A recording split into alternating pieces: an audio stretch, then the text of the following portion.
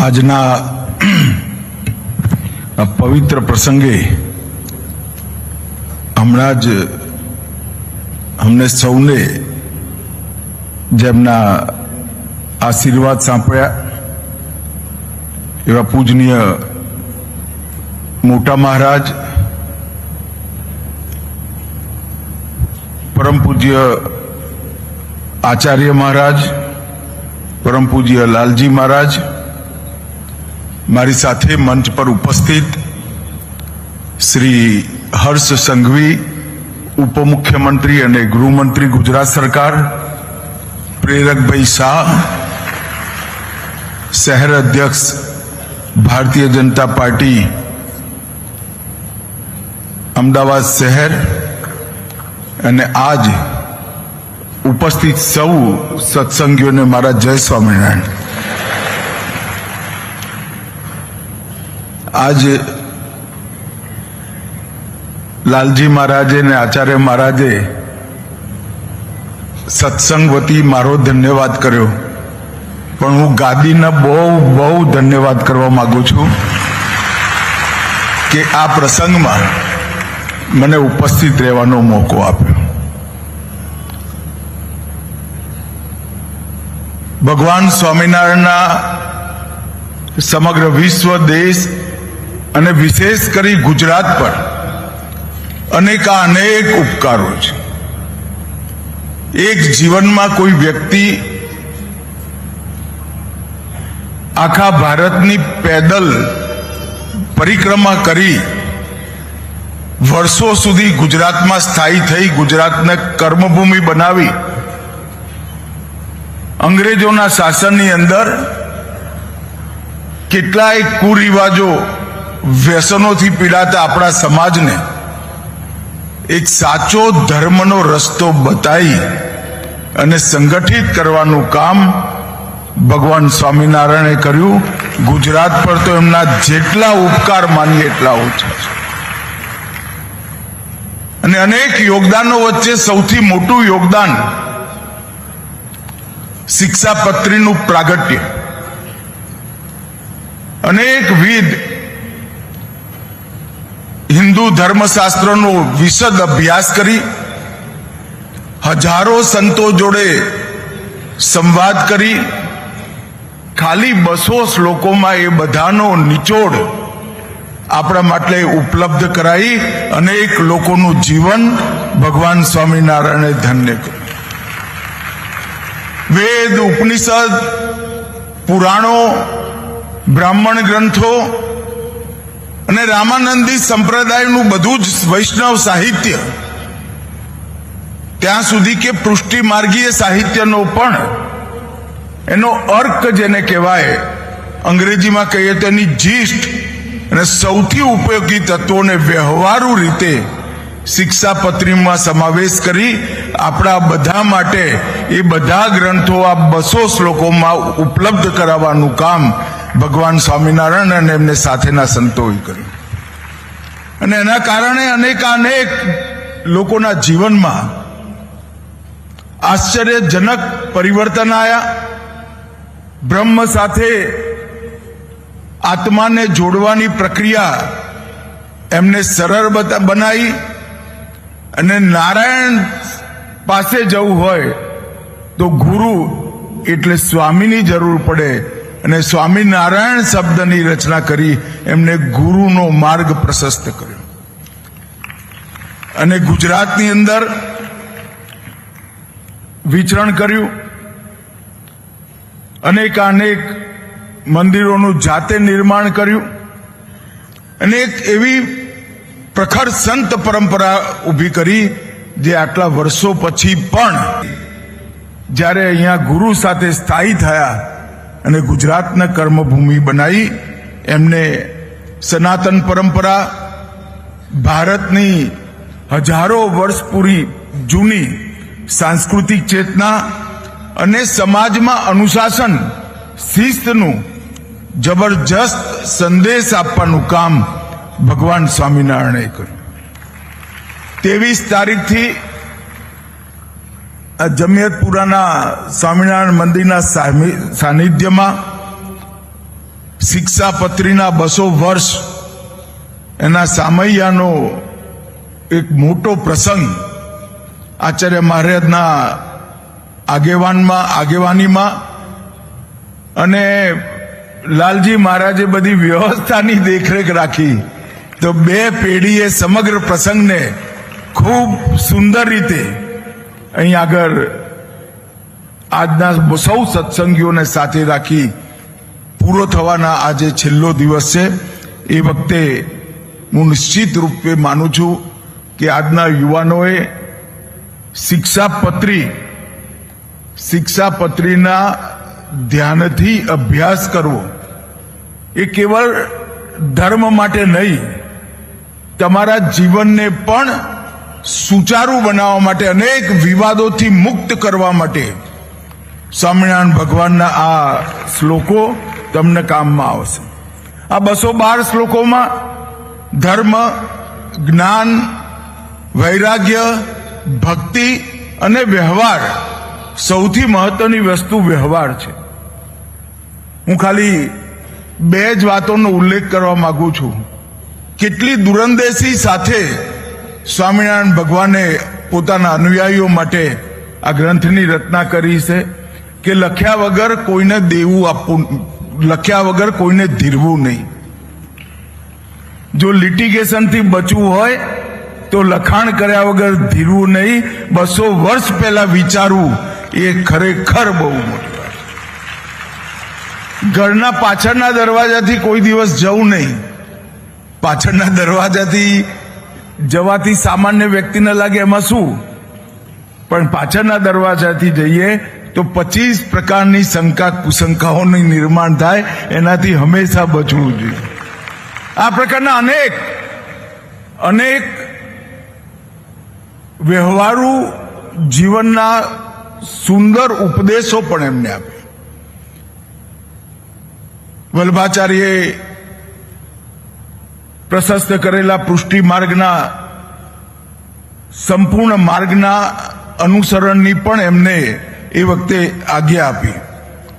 અને આમાં આજે અહીંયા પર શિક્ષાપત્રી ચરિત્ર પર બહુ સુંદર પ્રદર્શની અને આધુનિકમાં આધુનિક ટેકનોલોજીની પ્રદર્શની એમ અહીંયા આગળ જે રજૂ કરી છે, એનાથી નિશ્ચિત રૂપે નવી પેઢીને આવનારા દિવસોમાં સત્સંગી થવાની અને સત્સંગનો મર્મ સમજવાની પ્રેરણા મળવાની જ છે. શિક્ષાપત્રી એક પ્રકારથી જીવનનું નૈતિક કોન્સ્ટિટ્યુશન, નૈતિક સંવિધાન છે. મોરલ કોન્સ્ટિટ્યુશન પોતાના જીવનનું જે નક્કી ના કરે એના જીવનમાં ક્યારેય ઉદ્વગતિ પ્રાપ્ત થતી નથી. અનેક પ્રકારના ઉપદેશ હોય, પણ તત્વગતવા આપણા અંદરના માયલાએ જ નક્કી કરવું પડે કે મારું જીવન, એનું મોરલ કોન્સ્ટિટ્યુશન શું, એનું નૈતિક સંવિધાન શું. અને નૈતિક સંવિધાનના આધાર શિક્ષાપત્રીમાં નક્કી કર્યા. વ્યક્તિગત ચરિત્રની ઉચ્ચતા, સામાજિક મર્યાદા, સેવા, સંયમ, કરુણાનો ભાવ, અહિંસા અને કર્તવ્ય બોધ, આ બધા માટે સ્પષ્ટ દિશા સ્વામિનારાયણ ભગવાને શિક્ષાપત્રીમાં આપણી સામે ચીંધી.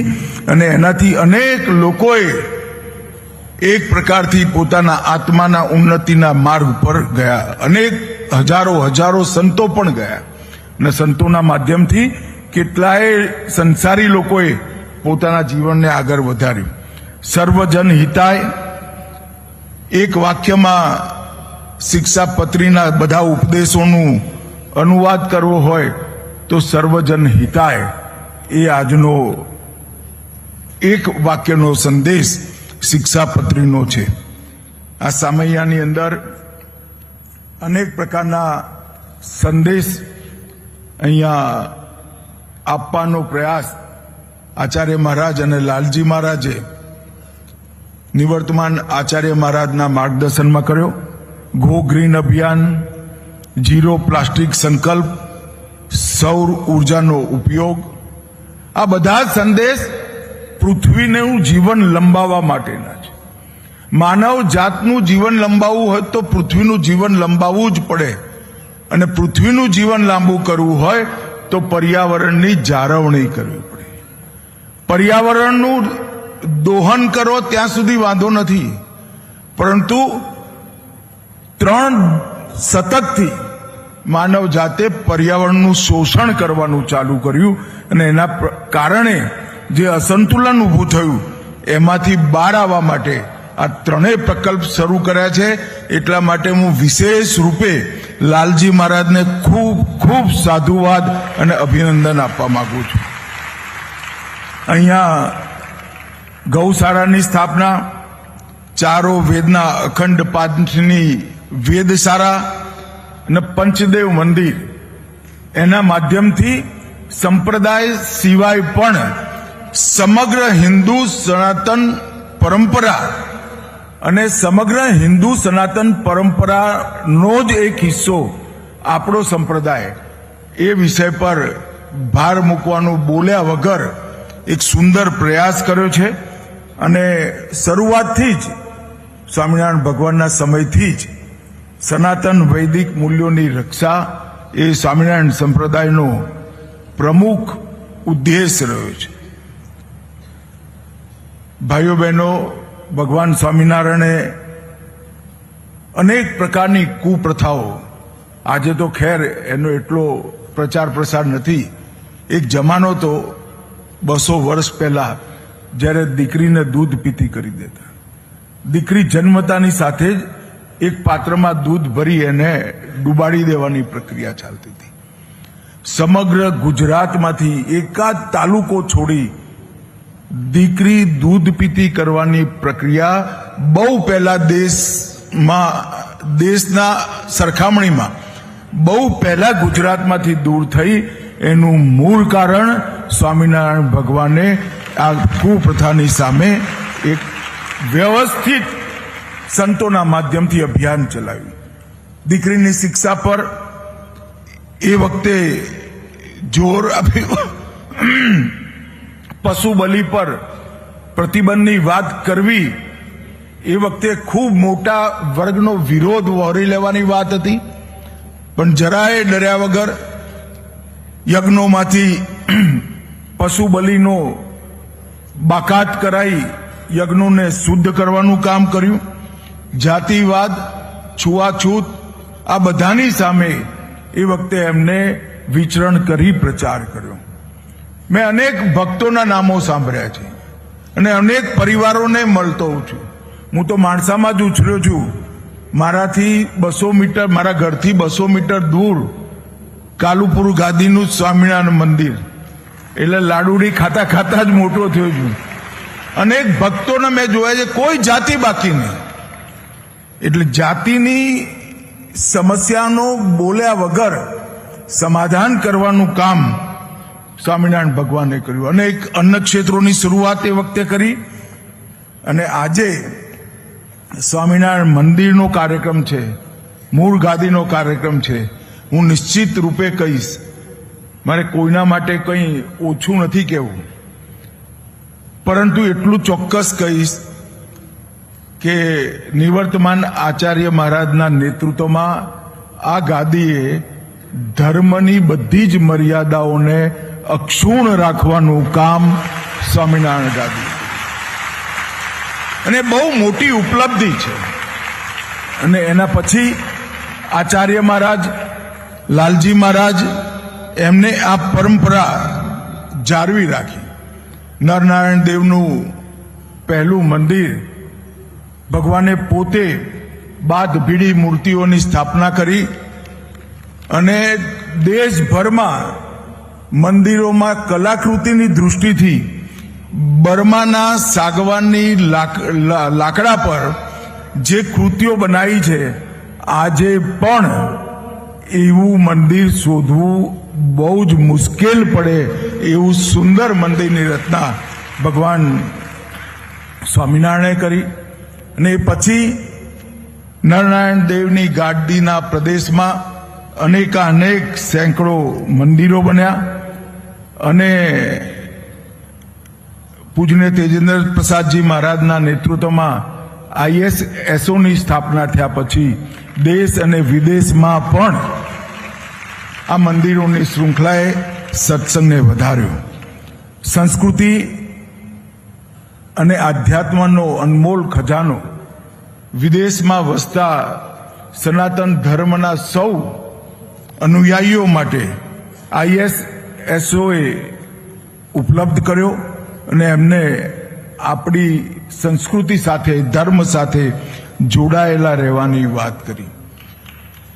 મિત્રો, આજે હું અહીંયા આવ્યો છું ત્યારે વિગત 11 વર્ષથી આ દેશમાં ગુજરાતના જ પનોતા પુત્ર અને આપણા વડાપ્રધાન નરેન્દ્ર મોદી સાહેબના નેતૃત્વમાં સરકાર ચાલે છે. આઝાદી થયા પછી સનાતન ધર્મના અનેક સંપ્રદાયોના સૌ અનુયાયીઓ રાહ જોતા હતા કે એક એવી સરકાર આવે જે આપણા સનાતન ધર્મને મહત્વ આપી એના આધાર પર દેશ ચલાવવાની. આપણે સૌ રાહ જોતા હતા કે 550 વર્ષથી બાબરે તોડેલું ભગવાન રામનું અયોધ્યાનું મંદિર ફરીવાર બને અને જોત જોતામાં મંદિર બની એની ભગવી ધજા આજે દિગંત પર. આર્ટિકલ 370 કલમ જે કાશ્મીરને આપણું પોતાનું કરવાની વાત એનો પણ નરેન્દ્રભાઈના નેતૃત્વમાં પૂરી થઈ. ટ્રિપલ તલાક સમાપ્ત થયા અને બધા ધર્મ માટે UCC કોમન સિવિલ કોડની શરૂઆત પણ નરેન્દ્રભાઈએ કરી. યોગ, આયુર્વેદ, ગૌ સેવા અને અનેક તીર્થોનો ઉદ્ધાર બદ્રીધામ, કેદારનાથ, કાશી વિશ્વનાથ, મહાકાલ અને હવે સોમનાથ, આ બધા તીર્થોનો ઉદ્ધાર આ 11 વર્ષમાં હાથમાં લીધો.